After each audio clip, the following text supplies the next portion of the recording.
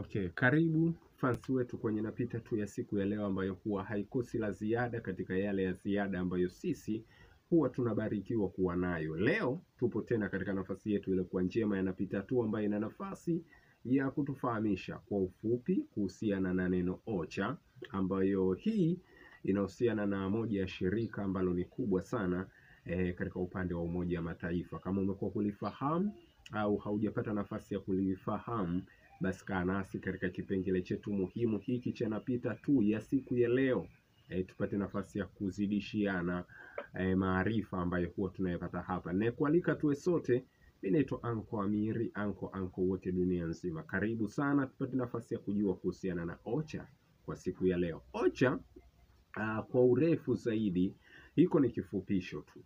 Kwa urefu zaidi inajulikana kama United Nations Office for the Coordination of Humanitarian Affairs. Hiyo ndo kwa urefu zaidi inatamkwa hivyo, ila ikifupishwa ndo inaitwa OCHA. Na OCHA ni idara mojawapo kwenye ofisi ya katibu mkuu wa Umoja wa Mataifa. Kwa urefu au kwa Kiswahili fasaha inatamkika hivyo. Na ofisi za OCHA kazi yake kubwa, zina kazi ya kuratibu misaada ya kihisani pale ambapo majanga makubwa yanayopita uwezo kwa nchi au jumuiya fulani yanapokuwa yametokea, basi wao ndo wanakuwa na kazi ya kuweza kukava hayo mambo.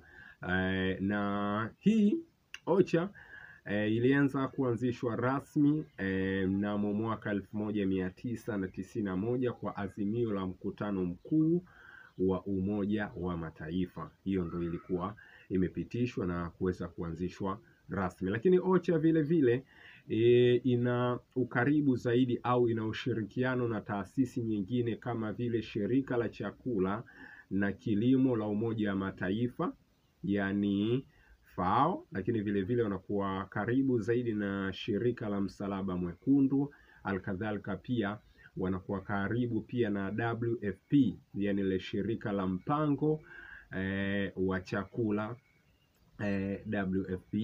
Na pia vile vile inakuwa ipo karibu kwa ajili ya kusaidia nchi mbalimbali kupambana na athari, kama ilivyokuwa kipindi cha COVID-19. Walikuwa wanahusika kwa karibu sana kuhusiana na janga hili kwa ajili ya kutoa baadhi ya misaada katika zile nchi ambazo zinakuwa zimepambwa au nchi ambazo ziliguswa zaidi na majanga kama hayo. Kwa hiyo ni moja ya taasisi ile kwa kubwa sana na inafanya kazi kubwa na wengi wamekuwa waifahamu. Lakini kwa siku ya leo, kutokana jarida letu hili la napita tu lina nafasi ya kutupatia vile vya kuvifahamu, si tumeona tupite na hii hapo ya kuitwa OCHA, ambayo kwa urefu unaweza kuita United Nations Office for the Coordination of Humanitarian Affairs, au unaweza kuita OCHA. Na kwa Kiswahili unaweza kusema ni idara mojawapo kwenye ofisi ya katibu mkuu wa Umoja wa Mataifa. Asante sana kupitia OCHA yanapita tu ya siku ya leo. Mimi naitwa Anko Amiri, anko wote dunia nzima. Shukrani sana kwa kutenga muda wako kuitazama hii. Shukrani pia kwa maoni yako ambayo umekuwa unatutumia hapa, fusi tumekuwa tunayasoma na kuyafanyia kazi. Endelea kuwa nasi, endelea kutusapoti, kwa sababu tupo pamoja nawe katika kukuletea mengi zaidi ya ziada. Asante na shukrani pia, naendelea kusubscribe channel yetu kwa mengi zaidi ambayo tutakuwa tunayaongeza kwenye zile video ambazo zitakuwa zinapita hapa. Asante na shukrani pia.